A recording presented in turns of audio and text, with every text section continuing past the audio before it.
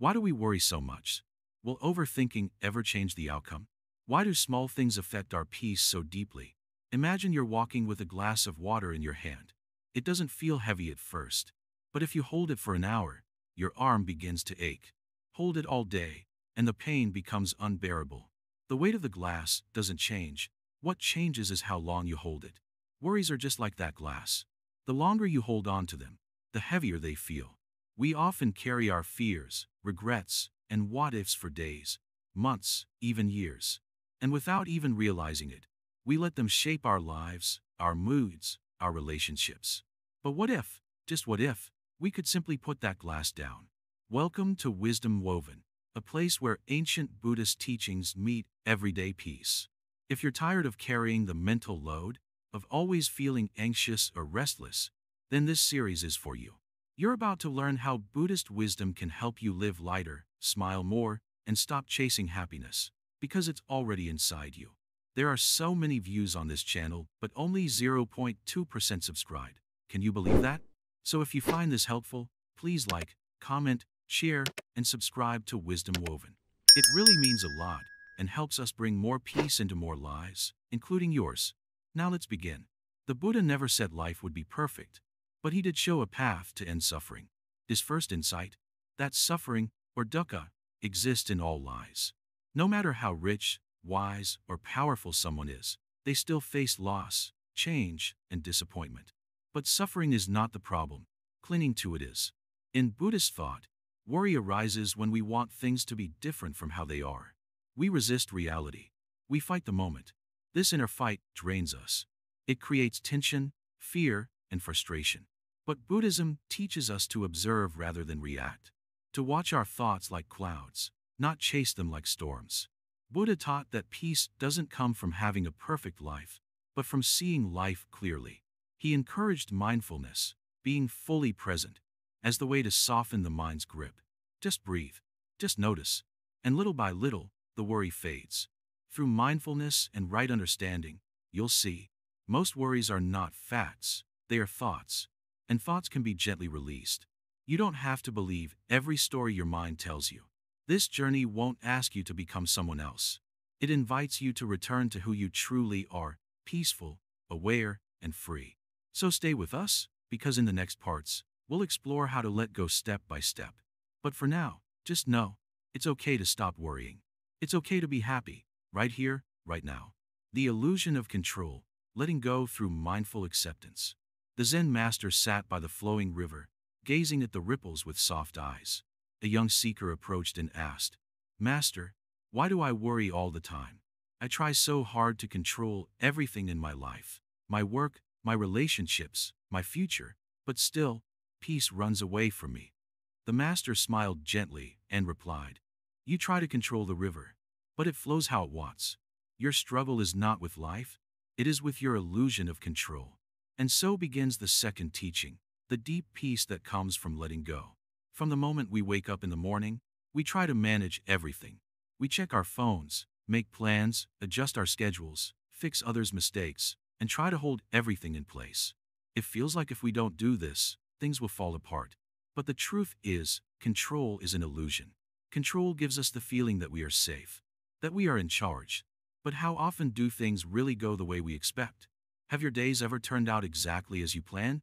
Even the most careful person cannot avoid uncertainty. The Buddha saw this. He understood that trying to control the uncontrollable is the root of suffering. It's like holding on to sand. The tighter you squeeze, the more it slips away. In Buddhism, this teaching is called anatta, or non-self. It means there is no permanent controller inside us. No fixed me that can fully manage the world. Things arise from causes and conditions, not from our willpower. You can plant a seed, water it, give it sunlight. But you cannot force the flower to bloom faster. Life blossoms when it's ready. Think about your past. How many things did you try to control? Your career, your emotions, other people's opinions. And how many of those things truly listen to you? We often believe, if I worry enough, I can prevent problems. But worrying doesn't prevent trouble. It only steals the peace from the present moment. The Master once said, "A man crossing a bridge does not carry the whole mountain. He simply walks, one step at a time." That is the way of mindful acceptance. Mindful acceptance does not mean giving up. It means acting with wisdom and then letting go of attachment to the result. You do your best, and then you rest. When you accept, you don't become weak. You become free. Acceptance is saying, this is how it is right now. Not with helplessness, but with awareness. With this awareness, you can respond with calm rather than react with fear. A Buddhist monk once told his student, you cannot stop the rain, but you can stop trying to hold the sky. This is the essence of letting go. You may not be able to control what happens today, but you can control how gently you respond to it. That is real power. Let's look at a simple example. Imagine you're stuck in traffic. You're late. You're irritated. You try to rush. You honk. You check the time again and again. But nothing moves faster. The more you resist the moment, the more suffering you create. Now imagine you take a breath. You realize, I'm not in control of this traffic, but I am in control of how I breathe, how I sit, what I think. Suddenly, the same situation feels lighter. You've stepped into acceptance, not passivity, but peace. This is not easy. The mind is always pulling us toward control. It whispers, fix it, change it, make it your way. But Buddhism teaches us to recognize these voices and not to obey them blindly. The Zen path is not about becoming perfect. It's about seeing clearly. The Buddha taught the 5 remembrances, and one of them is, I cannot escape being separated from all that is dear and beloved to me. This is not a sad truth. It is a liberating one. It shows us that clinging causes pain. Relationships, health, success, all these things are precious. But they are not possessions. They are gifts, temporary visitors. Trying to control them only turns love into fear, joy into stress. Letting go means trusting life. It means understanding that what is meant for you will not miss you. And what is not meant for you, you cannot hold by force. When you let go, you make space. And in that space, new blessings can arrive. A student once asked the Zen Master, how do I find peace? The Master handed him a bowl and said, go to the stream and fill this bowl with water. The student returned, proud. Then the Master took a stone and dropped it into the bowl. Water spilled everywhere. He said, your bowl was full. To hold something new, you must empty it first. This is the wisdom of letting go. You cannot receive peace while clinging to control. Meditation helps us see this. When we sit, we watch thoughts come and go. We see how restless the mind is. But over time, we stop fighting. We become the watcher. And in that watching, we discover space. You don't need to control every moment. You only need to be present in it. Buddhism shows us that peace is not a result of fixing everything. It's the result of seeing things clearly and letting them be. When you stop controlling, life begins to flow. And often, it flows better than you ever planned. This path is not about escaping life. It's about entering it fully, without fear. So next time you feel the urge to force things, to fix everything right now, pause. Take a breath. Smile softly to yourself. Say, I let go. And notice the lightness that follows. In this way, each moment becomes your teacher.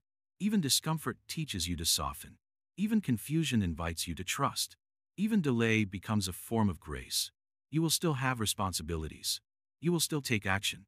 But you will no longer carry the heavy illusion that everything depends on your control.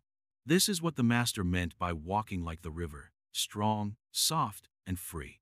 Let this wisdom guide you now. Let go, and let peace come in. Just as clouds float without holding the sky, so can you live, without holding the world so tightly. In the next part, we'll dive into the Buddha's most powerful teaching, why suffering exists, and how we can walk out of it. But for now, remember this. You are never meant to hold it all. You are meant to flow. Let go. Be here. And in this moment, be free. Come, sit quietly for a while. Let us talk about something that touches every single human being, suffering. You see, life doesn't ask for your permission before it brings pain. Someone you love might leave. A job may be lost. Your health may fail. Or your mind may feel heavy without any clear reason. This is part of life. No one escapes this. Not even the rich, not the wise, not even those who live in mountains and meditate all day. Suffering visits all. But here is the surprising part. Suffering is not the problem. The Buddha did not say life is suffering. What he actually said was, there is suffering. Just that. A statement of truth, of observation. Like saying, there is rain. He didn't say the rain is bad. He didn't say the rain should not fall. He simply pointed to what is, and then taught us how to respond. That is where the four noble truths begin. The first noble truth is very simple. There is dukkha. Dukkha means suffering, but it's deeper than just pain. It's the sense that something isn't quite right.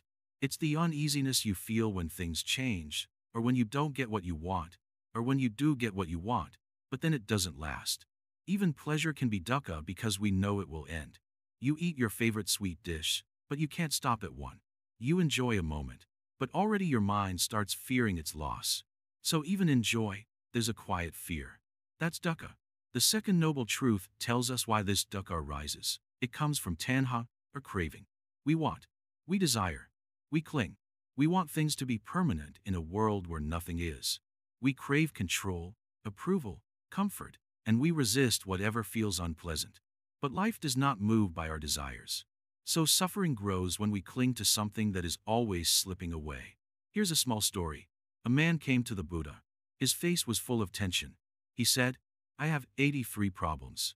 My crops fail, my children don't listen, my wife argues, my neighbors gossip, my business is slow." The Buddha listened patiently. The man continued, "I heard you are wise. Can you help me get rid of all my problems?" The Buddha said, "I cannot help you with those 83 problems. Everyone has them, some more, some less. But I can help you with the 84th problem." The man asked, "What is the 84th problem?" The Buddha smiled and said, "That you want to not have any problems. This is the root of suffering.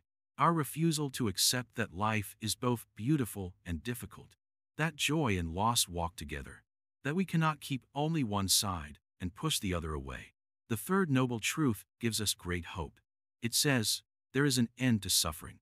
If craving causes suffering, then letting go ends it. It's not magic. It's not about erasing pain forever. It's about not clinging to it. When you stop chasing what you don't have and stop holding on to what must leave, you begin to feel free. Suffering becomes optional when you don't resist life. Have you ever noticed? Pain comes, but suffering is what the mind does with it. A headache is pain, but if the mind starts shouting, "Why now? This always happens. I won't finish my work," then suffering increases. If instead you say, "Okay, headache, I see you.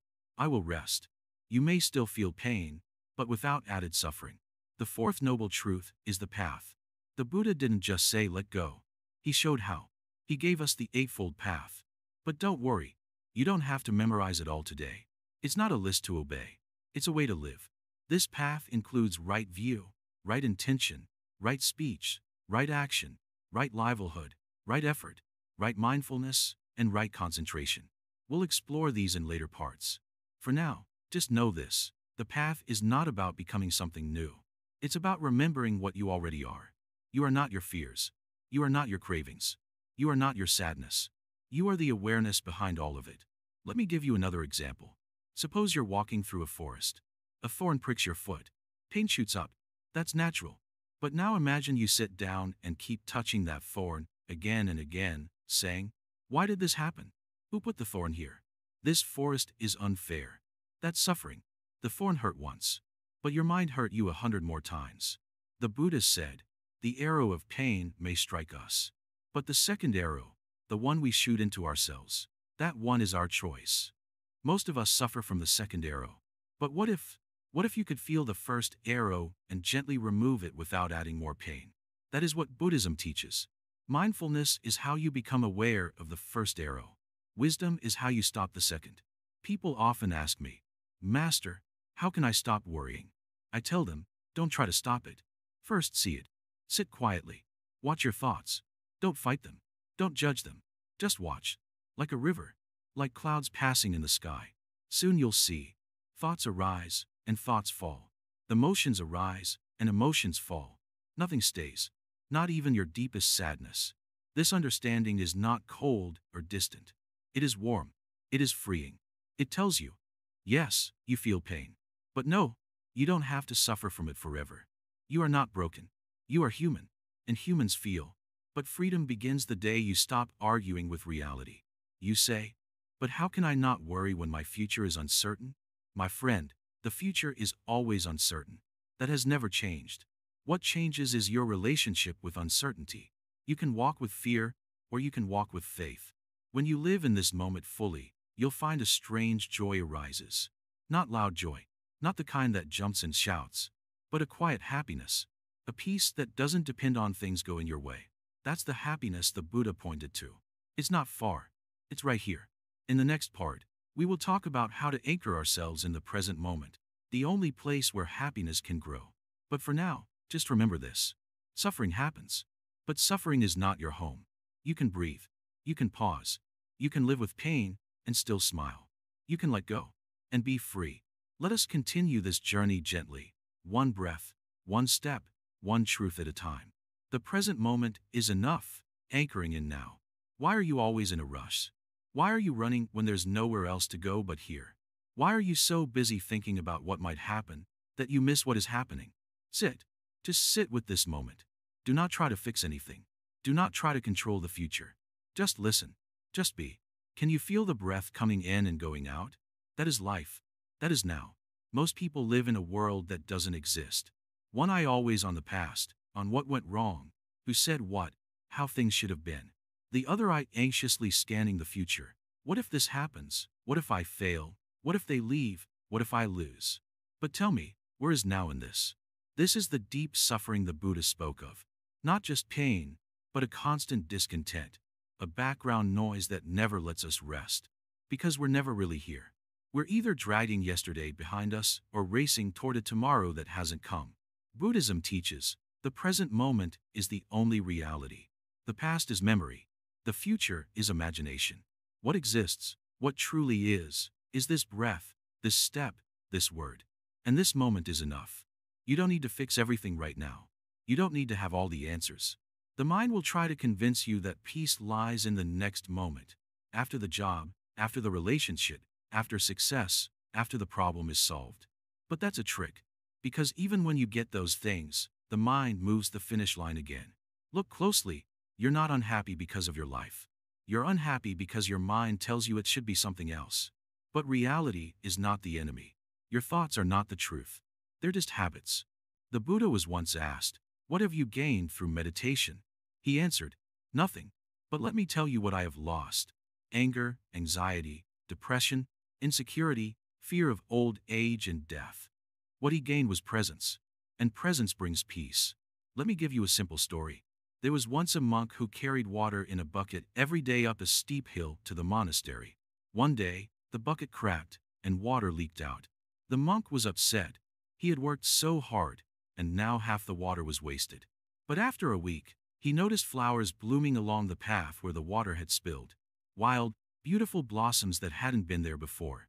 The cracked bucket had done something the perfect one never could. It gave life to the earth. You see, even our broken moments create beauty. But only if we are present to notice them. Worry would have blinded the monk to those flowers. But awareness made him smile. So the question is, are you present for your life? Or are you living in your head while life passes quietly by? The Zen way is not about achieving. It's about arriving. Arriving again and again in this breath. In this step. In this moment. No need to rush. No need to judge. No need to escape. The miracle is here. But the mind will resist. It will say, "This moment is boring. There must be something better. Let's check our phone. Let's imagine the worst. Let's fix what isn't broken." That's how we miss the gift that's always being offered. Try this. Wherever you are right now, pause. Look around. Listen. Really listen. Feel the air on your skin. Notice the light, the sounds, the movement of your breath. Don't label. Don't compare. Just be. That is meditation. Not in a cave. Not on a cushion. But in life, fully awake in the now. Many students asked, "How do I stop worrying?" I say, stop time traveling. Come back from the story of what was. Come back from the fear of what will be. Take one deep breath. And be here. But Zen does not promise you a life without problems. It offers you a mind that's not troubled by them. A mind that doesn't add suffering to pain. A mind that sees clearly. When you're present, you don't react, you respond. You don't panic, you pause. You don't grasp, you let go. This is freedom. Not freedom from life, but freedom in life. The greatest peace comes when we realize we don't need to change the moment. We only need to meet it. We only suffer when we argue with reality. And reality always wins. You might think happiness comes from control, But control is an illusion. The only control you have is how you relate to this moment. Do you fight it? Or do you accept it with kindness? When you accept now, you accept yourself. You stop waiting to be enough. You stop chasing some better version of you. And slowly, gently, joy arises, not loud, but deep. Not dramatic, but stable. In Buddhism, we say right mindfulness is one of the Eightfold Path, the steps to end suffering. And mindfulness simply means being fully with what is. Not half here, half there. Not dreaming. Not judging. Just here. So eat your food slowly. Listen when someone speaks. Walk like each step is sacred. Breathe as if your life depends on it, because it does. Let go of when. Let go of what if. Let go of should have. Just for a moment, live with this. This sky. This cup of tea. This ordinary, sacred now. One day, you'll look back and realize the best moments were never the big achievements. They were the quiet mornings, the kind words, the simple smiles. And those only happen in the now. So stop running. There is no finish line. There is only this step. And it is enough. Let the moment hold you. Let the breath calm you. Let the now awaken you. Because in this very moment, not before, not after, lies the key to happiness. And you already hold it. Craving nothing, lacking nothing, the middle way. The Zen Master sat under the shade of a Bodhi tree, his eyes calm, his voice gentle. You have come far, he said. You've learned about suffering, about letting go, about being present, but still, you ask me, why am I not happy? He smiled softly, as if he had heard this question from 1,000 hearts before. Because, he said, you still want. The room was silent. The leaves rustled slightly in the wind. You still want life to be easier. You want others to treat you better. You want to feel joy all the time and never feel sadness. And when that doesn't happen, you feel like something is missing. But I tell you, when you stop wanting everything, you begin to feel full. He paused, then leaned in slightly. This is what the Buddha called the middle way. What is the middle way? It's the path between two extremes. On one end is indulgence, chasing pleasures, always feeding desires.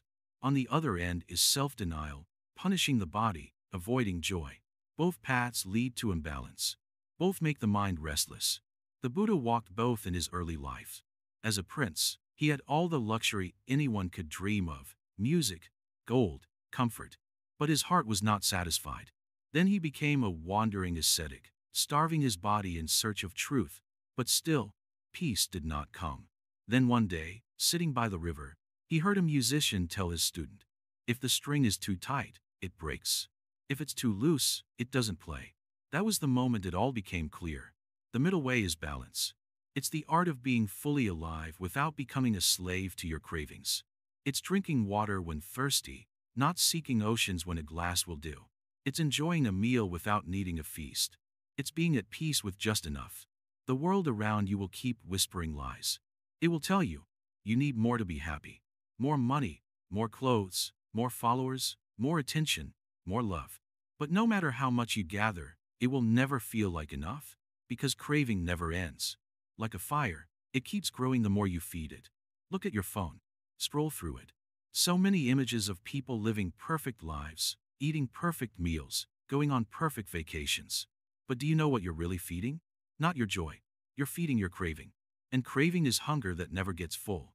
Now listen closely. I will tell you what happens when you drop craving. You begin to enjoy the small things. The way sunlight touches your skin in the morning. The taste of simple food. The smile of a stranger. You stop comparing your life to others. You stop chasing the next thing. And in that silence, something rises, a deep, quiet contentment. You feel enough. You don't stop wanting because you give up on life. You stop wanting because you finally start living. This is not laziness. This is not apathy. This is awareness. You see the trap of always needing something more and choose to step out of it. You become the still mountain that no wind can shake. But Zen Master, someone asks, isn't desire part of being human? Yes, the Master replies. But uncontrolled desire is suffering. There is a difference between intention and craving. To wish for peace, to walk a path of goodness, that is not craving. That is aspiration, rooted in wisdom. But craving says, I can't be happy until I get this. Aspiration says, I choose this path, but I am already whole. The middle way is not about having nothing. It is about not needing everything. A person on the middle path can live in a palace or a hut and feel the same peace. Because their happiness is not tied to where they are, or what they own, or who approves of them. Their happiness is in the way they walk, in the way they breathe, in the way they let go. Let me tell you a short story. A monk was once given a golden bowl by a kind donor. It was beautiful, shining, perfect. Every morning, he used it for his alms round. One day, while crossing a stream, he slipped, and the bowl was lost in the water. The villagers expected him to weep, but he only smiled. "Why aren't you sad?" they asked. He said, "I enjoyed the bowl while it was with me. I thank the river for teaching me again, nothing belongs to me. All things come and go. Only peace stays." That is the middle way. To hold life gently. To enjoy without attachment. To release without resistance. In Buddhist teachings, this balance is essential. Even good things can become a source of suffering if we cling too tightly. A loved one, a belief, even a spiritual experience. The more you grip, the more it slips. The middle way teaches, open your hand. Let life flow. Sometimes happiness is not about gaining, but about removing. Remove the idea that you lack something. Remove the pressure to be perfect. Remove the voice that says you are not enough. And suddenly, the silence feels beautiful. You must understand this. The middle way is not a rule. It is not a formula. It is a rhythm. You must learn to listen. To yourself, to life, to the moment. Some days, you will need more rest. Some days, more effort. Sometimes you will speak. Other times, silence will be your wisdom. The middle way is not tightrope walking. It is a dance with the present. So, don't ask, am I doing it right? Instead ask, does this bring peace? If it does, then that is the way. Let me end with this thought. You are not broken. You are not behind. You are not too late. You are simply living in a world that forgot how to pause, how to breathe, how to be content. But now you remember. You remember the glass of water. You remember the story of the monk. You remember the string of the instrument, not too tight, not too loose. You remember that joy is not in things. It is in balance. So step gently. Walk the middle way. Crave nothing. Lack nothing. And you will see. Peace was never far. It was always inside you, just waiting for you to stop running. Impermanence is a gift, embracing anicca. Sit down gently, my child. Let your breath settle like dust in still air. We will speak today of something you already know, yet often forget. Something so simple that even a falling leaf can teach you, and yet so powerful that it can free your heart forever. The teaching is this: everything changes. This is the truth of anicca, the Buddhist word for impermanence. Say it slowly in your mind. Nicca. It means nothing stays forever. Not joy, not pain, not this breath, not even your name. Now, you may ask, Master, how is that good news? Doesn't it mean we lose everything? Yes, child, it means that. But it also means we don't have to hold anything so tightly. And that is our freedom. Look around. The seasons change without asking. Summer never begs winter to stay. The river flows and never tries to return to its source.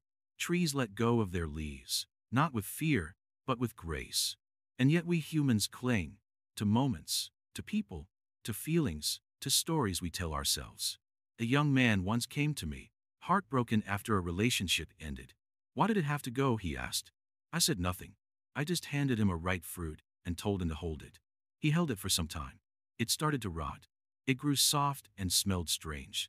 "Do you still want it?" I asked. He shook his head. "Then why do you hold your past that way?" I asked. "Nothing in this life is fixed. You see, the more we try to make things permanent, the job, the feeling, the person, the more we suffer. We suffer because we expect life to behave like a photograph when it is truly a river. And rivers don't stay still. You don't have the same thoughts you had last year. You don't have the same body you had at age 10. You don't laugh at the same jokes. Even your pain doesn't stay constant. It comes and it goes. Yes, even sorrow has a rhythm. Why then do we act surprised when things change? Buddha taught us that to understand impermanence is to begin waking up. Waking up from the dream that anything in this world will stay just as it is. And this waking up, this clear seeing, becomes peace. When you understand that things are temporary, you stop being so afraid of losing them. In Japan, there's a beautiful word, wabi-sabi. It means to find beauty in the imperfect and the fleeting. The cracked cup, The faded cloth, the autumn leaves. It doesn't resist time, it dances with it. Can you dance with time, child? Can you look at your changing face in the mirror and still smile? Can you feel a happy moment and instead of grabbing it, whisper, "Thank you"? That is how you begin to walk the middle path. Some people hear of anicca and feel sad. They say, "Why bother loving if everything ends?" But I tell you, that is exactly why we must love deeply. Because nothing lasts, we must love fully.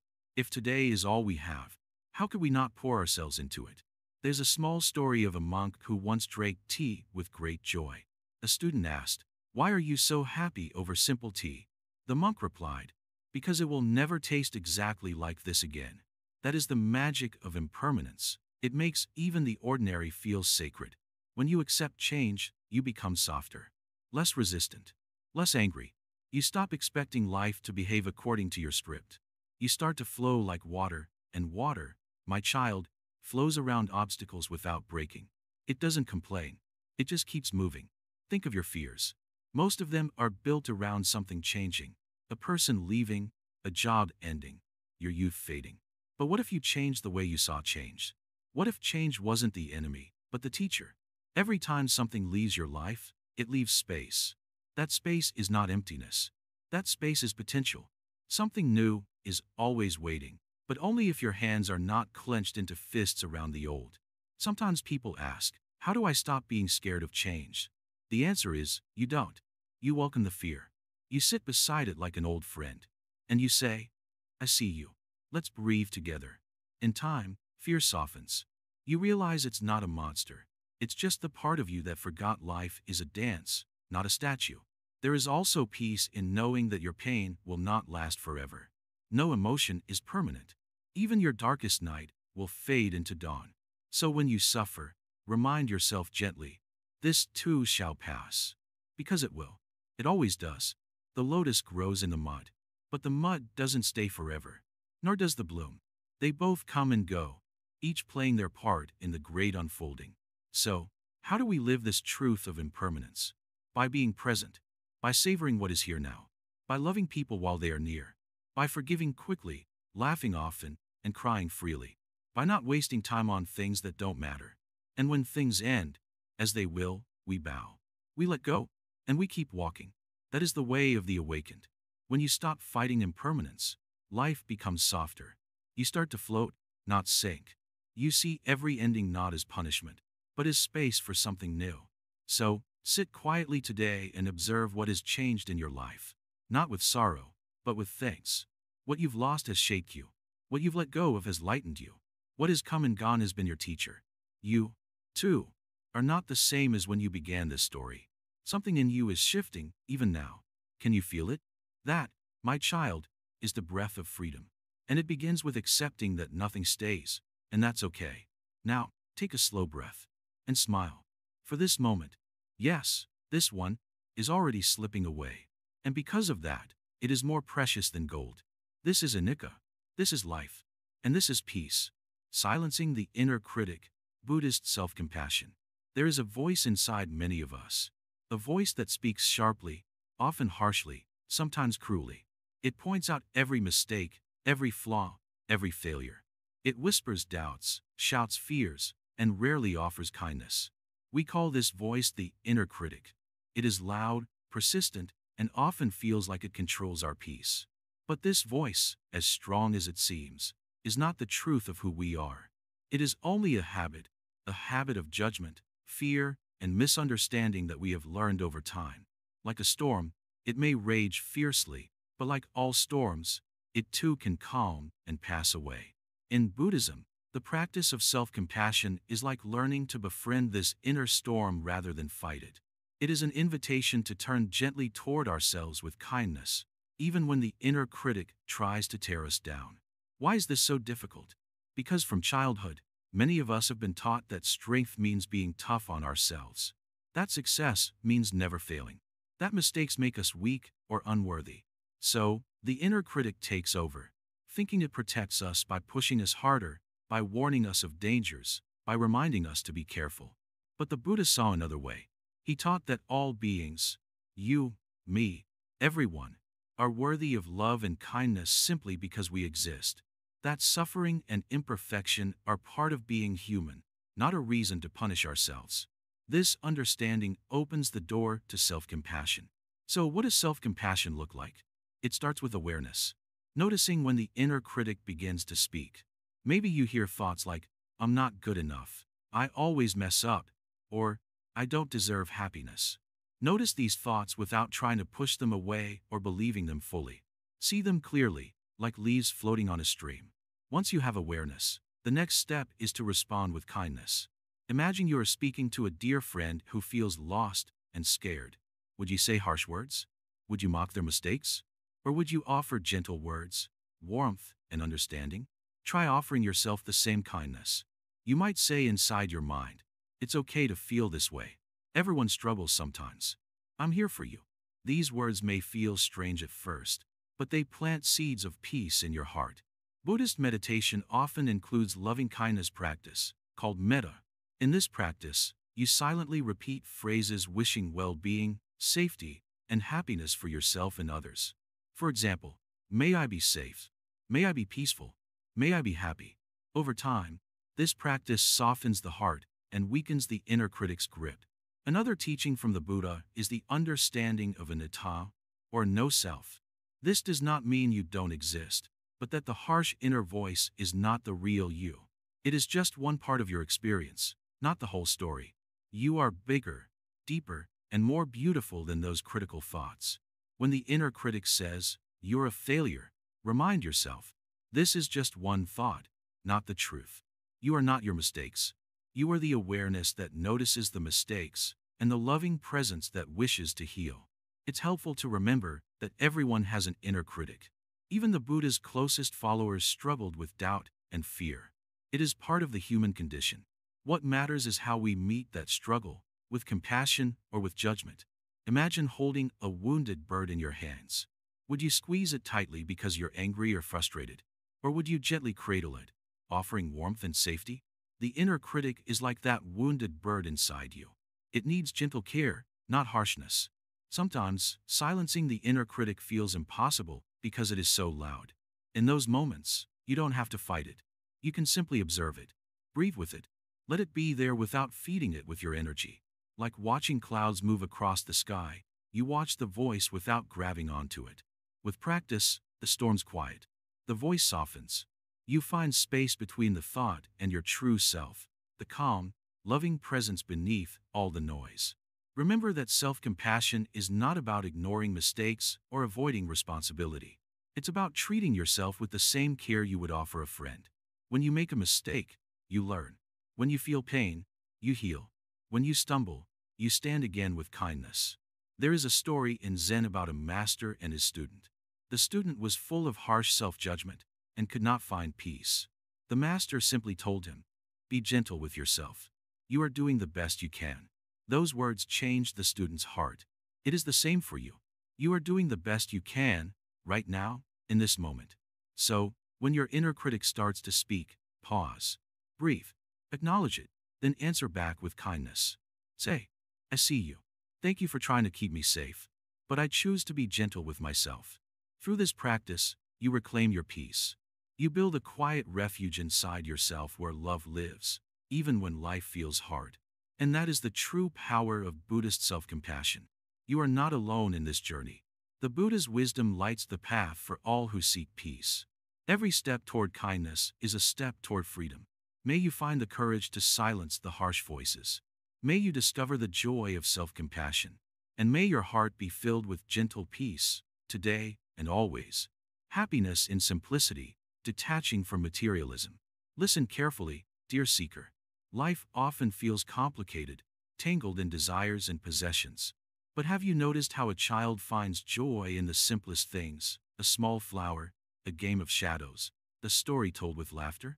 Yet, as we grow older, we often lose that simple joy. Why? Because we start to believe happiness depends on having more things, more money, more status. But the truth taught by the Buddha is very different. He showed us a path where happiness does not depend on what you own, but on what you let go. Imagine a traveler carrying a heavy bag filled with gold coins. Each coin is precious, Yet the weight slows the traveler's steps, causing pain and exhaustion. Now, imagine if the traveler places the bag down, feeling the lightness and freedom to walk faster, breathe easier, and enjoy the journey. The bag is not the enemy. It is the attachment to it that causes suffering. Our modern world teaches us to chase after possessions, to believe that owning more will make us happier. But this chase is endless. When one desire is fulfilled, another takes its place.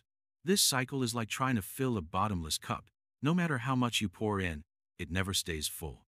The Buddha's teaching of non-attachment helps us understand this cycle.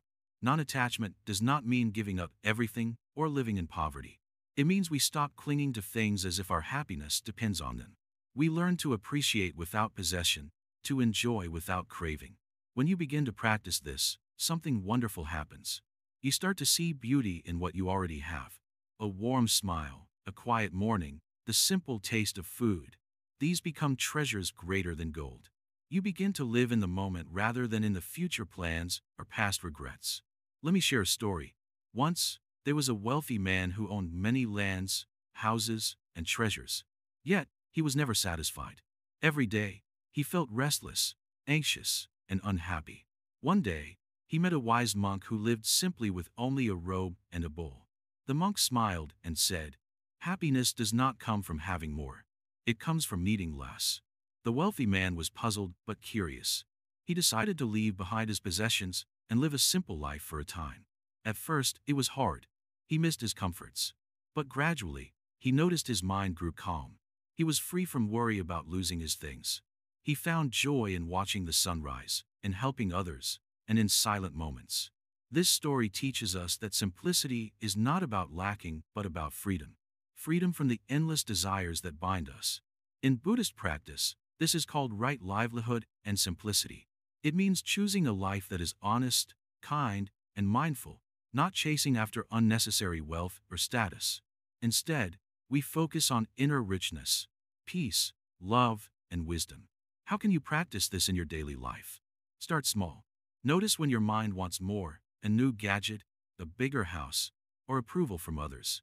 Observe these desires without judgment. Then ask yourself, do I really need this to be happy? Or can I find joy in what I have now? Try to simplify your surroundings. Clear the clutter not just from your home, but from your mind. The more space you create, the more room there is for calm and clarity. When you are not distracted by things, you can hear your true self more clearly. Gratitude is a powerful companion to simplicity. When you feel thankful for the little things, a warm cup of tea, a kind word, a moment of silence, your heart opens. Happiness blooms naturally when we stop taking life for granted. Remember, the Buddha said that attachment is the root of suffering. But detachment is not cold or empty. It is a gentle release, a loving letting go. It is like a bird that frees itself from the cage, soaring freely in the open sky. You don't have to give away everything or renounce the world to find happiness. You only need to change your relationship with what you have, to see things as they are, without grasping or pushing away. Living simply also means being present. When you rush, when your mind is busy planning or worrying, you miss the beauty of the present moment. But when you slow down, when you breathe deeply and pay attention, life becomes richer. Try this now. Breathe in slowly, feel the air enter your body. Breathe out slowly, release tension. Notice the sounds around you, the feeling of your feet on the ground. This simple act of presence helps you connect to peace inside. When your heart is light, when your mind is clear, happiness does not need to be chased. It is already with you. It shines in the quiet spaces of your being. Simplicity brings freedom, and freedom brings joy. It is a path back to your true nature, peaceful, content, and whole. So, walk this path gently. Let go of what weighs you down. Embrace the beauty of less. And you will find that happiness was never far away. It was inside you all along. Karma and responsibility, planting the seeds of joy. Sit down, dear one. Take a deep breath. Let the noise of the world fade away for a while. Today, I want to speak with you about something that most people misunderstand: karma. It's not punishment. It's not a cosmic revenge. It's not a scoreboard in the sky. Karma simply means action. What you do, what you think, what you say, all these are seeds. And every seed will grow. Not because someone is watching, but because this is how life flows. Have you ever wondered why some people seem to carry a certain peace with them, no matter how hard life gets? And why others, even with all the riches and comforts, seem always restless and dissatisfied? It's not fate. It's not luck. It's the garden they've planted within. In Buddhism, we say, you are the owner of your actions. Just like a farmer cannot blame the rain if he never planted any crops, we cannot blame life when we haven't sowed the seeds of peace, kindness, and clarity. You see, karma is not only about big deeds, saving lives, or hurting people. It also includes the tiny decisions you make every day. Choosing patience instead of anger, listening instead of reacting, smiling instead of judging. These small things add up. They create your inner atmosphere. Think of your mind like a field. Every thought is a seed. When you think of revenge, you plant thorny bushes. When you think of compassion, you plant soft flowers. When you act with mindfulness, you grow sturdy trees that will shelter you one day when the sun gets too hot or the storms roll in. Now listen closely.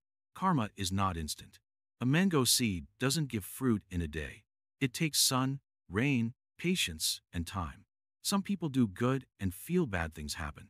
Some do wrong and seem untouched. But that's just timing. The fruit always comes. It never forgets its seed. So don't ask, why is this happening to me? Ask, what am I planting now? Your future is not a mystery. It is already growing beneath your feet. If you plant peace today, you will rest in peace tomorrow. If you plant bitterness, you will drink from that cup later. Let me tell you a small story, one passed down through centuries. A young monk once asked the Buddha, why do bad things happen to good people? The Buddha smiled gently and said, a person may light a lamp for another, and it will also brighten their own path. But if one throws thorns along the road, even if they forget, the feet will remember. What he meant was simple. Your deeds are never lost. They travel with you. Always. There is a beautiful kind of freedom in this. If your life feels tangled, you can begin again. You don't need anyone's permission. You don't need to erase the past. Just start planting better seeds today. One thought, one breath, one gentle word at a time. Take responsibility, not as a burden, but as a chance to shape your world from the inside out. You don't have to control others. You don't have to change the whole world. Just change what you're growing in your own heart. In Zen, we often say, dig deep where you stand. This means, don't wait for a perfect life or a perfect moment. The ground you stand on right now, this very situation, is where your peace can grow. If it's rocky, dig slowly. If it's dry, water it with effort. But dig. Don't wait. Every time you react in anger, you're throwing stones. Every time you respond with understanding, you're building a home. Which one will protect you when life gets hard? Which one will welcome others to rest beside you? You see, happiness doesn't just arrive. It unfolds from the choices you make. Like a lotus blooming from mud, peace arises not from avoiding pain, but from turning toward it with awareness. Your karma is not just your past. It is your power in the present. Let's be honest. Sometimes, we want to blame. It feels easier. He made me angry. They treated me badly. But blaming is like drinking poison and expecting others to suffer. Responsibility is the medicine. It's not always sweet, but it heals. You may ask, but Master, what about the things I cannot control? Yes, life will bring rain even if you wanted sunshine. It will bring endings even when you begged for beginnings. But your response, your inner weather, is yours. Always. That's your sacred space. Guard it well. So I ask you now, gently, what are you planting today? Are you adding more worry, more regret, more fear into your soil? Or are you dropping in the quiet seeds of kindness, courage, forgiveness? It's never too late to start again.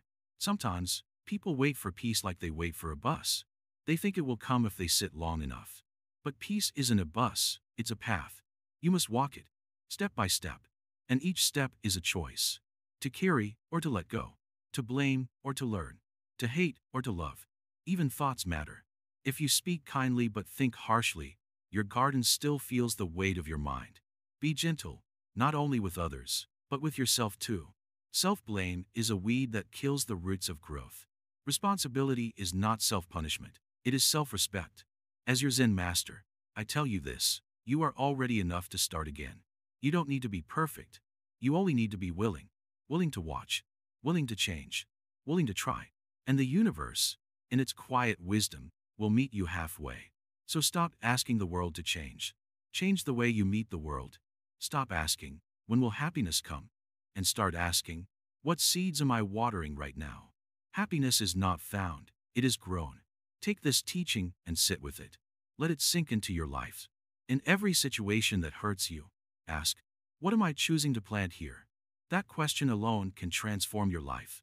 Because karma is not fear. Karma is hope. Karma means, no matter what has happened, the next moment is still yours to shape. And in that truth, dear one, lies your quiet, looming joy. The power of right thought, purifying the mind. Sit down, take a breath. Let everything settle. Let the noise of the world drop, just for a little while. There is something very important we must speak about today, something small, invisible, yet incredibly powerful. It's called thought. The mind, child, is like a garden. Each thought is a seed. Some seeds grow into flowers, others into thorns. If you do not choose what you plant, the wind will bring weeds. Now tell me, how many times in a day do you think, what if something goes wrong? I'm not good enough, or they don't care about me. These thoughts, they don't seem dangerous, do they? They just pass through. But the truth is, they are shaping your mood, your actions, even your future. In Buddhism, there's a very special teaching called right thought. It is the second step on the Noble Eightfold Path, and it means learning to think in a way that brings peace, not pain. Sounds simple, doesn't it? But very few actually learn how to do it. Right thought is not just about positive thinking. It's deeper than that. It means letting go of thoughts rooted in greed, anger, and ignorance. It means choosing thoughts filled with kindness, patience, and wisdom. Imagine your mind as a home. Do you let every stranger walk in? Or do you gently guard the door? You see, the thought may seem like a cloud. Light. Passing. Harmless. But if you believe in it, if you give it attention, it becomes thunder. It affects your words, your behavior, your relationships. It builds habits. Eventually, it becomes your destiny. The Buddha taught that suffering begins in the mind. But so does peace. So every day, we are making a choice, often without realizing, which path we walk. Worry, jealousy, hate, or understanding, compassion, and joy. Many people ask me, Master, how do I stop bad thoughts? I smile and say, you don't need to stop the clouds. You just need to stop following them. Watch your thoughts, but do not chase them. Let them come. Let them go. That is the first step, awareness. Just observe. Be still. If an angry thought arises, say to yourself, this is an angry thought. Don't judge it. Don't suppress it. Just see it clearly. Like seeing a leaf float in a stream. You don't need to dive in, you just notice it. Next comes understanding. Ask gently, why is this thought here? Maybe you're afraid. Maybe someone hurt you. Maybe you're tired. Don't scold your mind. Be kind to it. Speak to it as you would to a child. The more you understand the root of a thought, the easier it is to release. And then comes transformation. You replace harmful thoughts with helpful ones. If a thought says, I'm not good enough, gently replace it with, I'm learning, I'm growing. If a thought says, they don't care about me, try, maybe they're suffering too. This is not fake. This is choosing a wiser lens. One student once told me, Master, I tried to think good thoughts, but my mind always drifts back to fear. I said, the mind is like a wild horse. At first, it throws you off. But if you keep holding the reins gently, every day, it becomes calm. Don't expect overnight peace. Just keep practicing. Right thought is not about pretending bad things don't happen. It's about not letting them poison your mind. Pain may be real, but bitterness is optional. This is what the Buddha meant when he said, we are shaped by our thoughts. We become what we think. If you plant seeds of compassion, you grow a life of peace. If you plant seeds of anger, you grow a forest of fire. And here is something beautiful. One kind thought can cancel out 100 negative ones. One thought of forgiveness can free years of pain. You don't need to fight your mind. You just need to be its friend. Guide it, gently, with patience, just like you guide a small child across a busy road. If your mind races, sit with it. If it complains, listen with kindness. Then softly guide it back. In Zen, we have a practice called shirkin taza, just sitting. We don't force anything. We just sit and watch the thoughts come and go, like watching waves in the ocean. After some time, the waves settle. the water becomes still. And in that stillness, you can see the reflection of the moon, your true, calm nature. You may ask, Master, how long do I need to practice this? And I say, just today, only today. Tomorrow does not exist yet, and yesterday is gone. Your power is always now. Start with one thought, replace it, then another, and another, like sweeping the floor, one stroke at a time. Buddhism does not ask you to become perfect. It only asks you to become aware. Because awareness is the beginning of freedom. A free mind does not mean a silent mind. It means a wise one. And here's a truth I learned not from books, but from life. No one else can see your thoughts. But eventually, they will feel them. Through your words, your eyes, your energy. So when you clean your thoughts, you're also cleaning the space around you. Peace is contagious. Remember this, child. The most powerful temple is not on a mountain. It is your own mind. Keep it clean. Keep it light. Keep it kind. And your whole life will become a place of worship, a place of rest. Now go. Observe your thoughts. Be gentle with yourself. And whenever the mind begins to worry, just whisper softly, I can choose again. That is the power of right thought. And it is always in your hands. Compassion as liberation, metta in daily life. Sit with me, dear one. Close your eyes for just a moment. Take a breath. A gentle one. Let it rise and fall like a soft wave. No need to fix anything right now. No need to force anything. Just be. You've come far in this journey. And now we arrive at something deeply powerful, yet beautifully simple, compassion. What is compassion? It's not just feeling sorry for someone. It's not just kindness from the lips. It is the opening of the heart. It's when you see someone's pain and you don't turn away. And more than that, it's when you see your own pain and treat it with warmth, not with punishment. In Buddhism, compassion is called metta, loving kindness. It's not an emotion, but a practice. And like all things in this path, it begins inside. You don't wait for the world to be perfect to feel it. You start here, with yourself.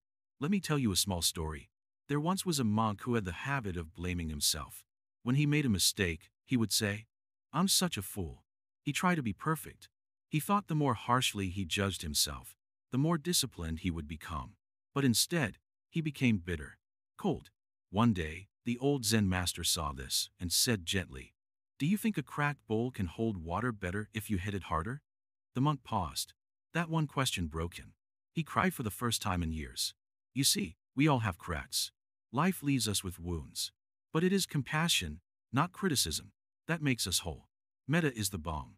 And when we apply it to ourselves, we begin to heal. Truly. Now you might wonder, how do we practice metta in daily life? Is it some big ceremony? No, not at all. In fact, it's the small things. Offering a smile to a stranger. Forgiving someone who never said sorry. Listening without needing to reply. Sending a silent blessing to someone stuck in traffic next to you. These are not small acts. These are seeds of awakening. There's a meditation in Buddhism called metta bhavana, the cultivation of loving kindness.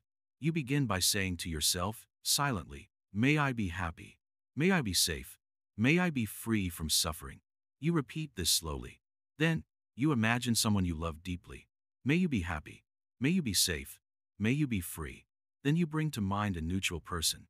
Then a difficult person. Then all beings. You are building a habit of care, layer by layer. This practice is not always easy, especially when it comes to difficult people. Why should I wish happiness for someone who hurt me, you may ask? But here is the great secret. Wishing well for others frees you, not them. You. Hatred is like drinking poison and expecting the other person to suffer. Metta is your antidote. A student once asked, Master, how do I deal with people who try to destroy my peace? The Zen Master smiled and said, That's like asking how to keep your candle lit when others are blowing. Protect your flame, not with glass, but with gentleness. If your light is steady, no wind can extinguish it. That is compassion, a steady light that doesn't flicker in the face of storms.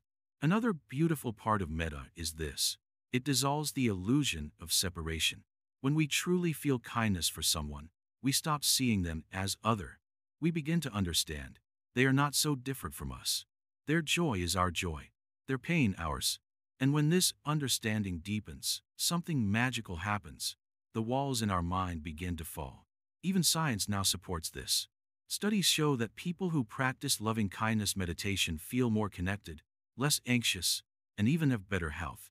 But this is no surprise to those on the Buddhist path, because we know the heart, when open, is the greatest healer. Now, let's not forget, compassion is not weakness. It is not about letting others walk all over you. No, true compassion is wise. It sees clearly. It draws boundaries when needed. But it never closes the heart. The Buddha said, hatred does not cease by hatred. Only by love is hatred healed. This is not poetry. It is the core of liberation. Imagine waking up in the morning and instead of rushing, you pause and send a metta wish. Today may I move gently. May I see the good in others. May I forgive more quickly. May I speak with warmth. That simple moment sets the tone for your day. It's not magic. It's mindfulness with love. Now think about this. Every person you meet today is carrying something heavy. A worry, a wound, a regret. They may not show it, but it's there. If you can carry even one of those hearts with a little more care, you've already done a great act of peace. And this includes you. Don't forget yourself. You are not a machine.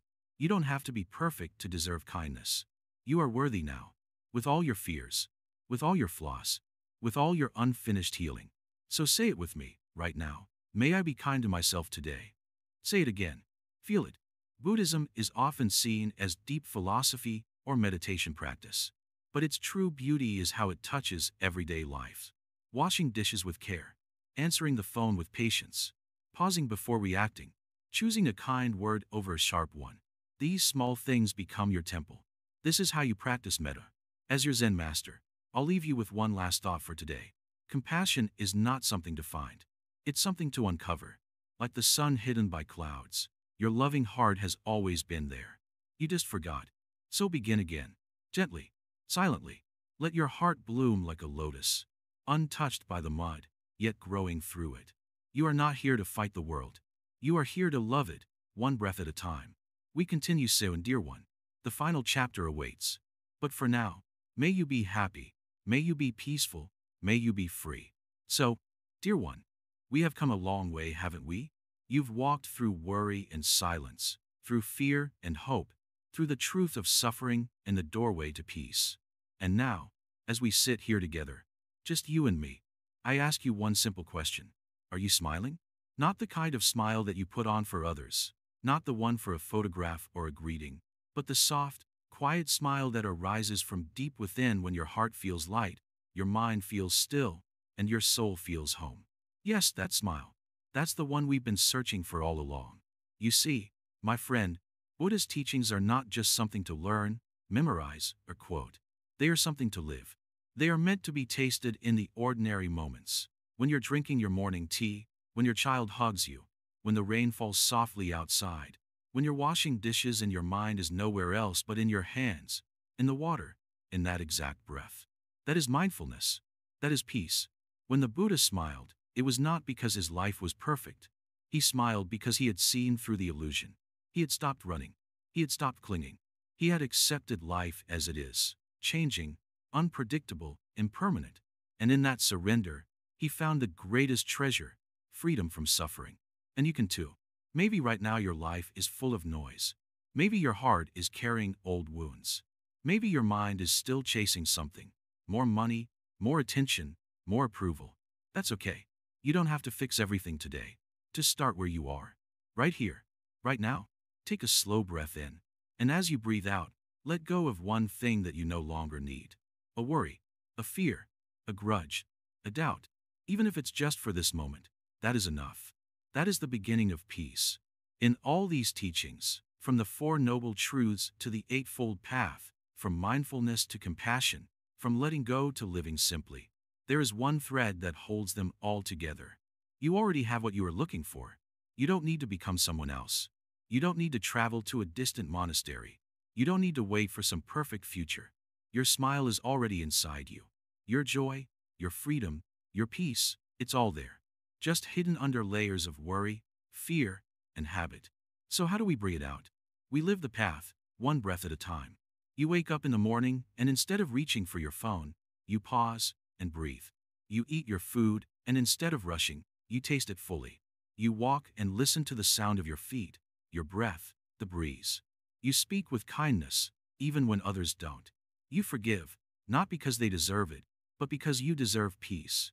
You love, not to be loved back, but because love is your nature. And when you make a mistake, because you will, you don't scold yourself. You don't say, I failed. You simply say, ah, this too is part of the journey, and you begin again. This is real spirituality, not escaping life, but embracing it, not fighting thoughts, but befriending them, not chasing happiness, but uncovering it. True happiness is not loud. It doesn't come from possessions or praise. It is quiet. It is steady. It is there when you are present, awake, and kind. And the beauty of it is, the more you discover peace within, the more you give peace to the world. When you stop worrying, others feel safe around you. When you smile, others begin to soften. When you let go, others feel the permission to do the same. You become a light, not by trying to shine, but just by being what you truly are, aware, open, free. Buddhism is not a religion of rules. It is a path of practice. And you, dear one, have already started walking it. So when life gets tough, and it will, come back to this simple truth. Don't worry. Be happy. Not by force, not by pretending, but by gently, honestly, returning to the present. Sit, breathe, smile, let things be, let people go, let yourself be free. You don't need to be perfect. You just need to be here. This is the final part of our journey, but it is also the beginning of your true path.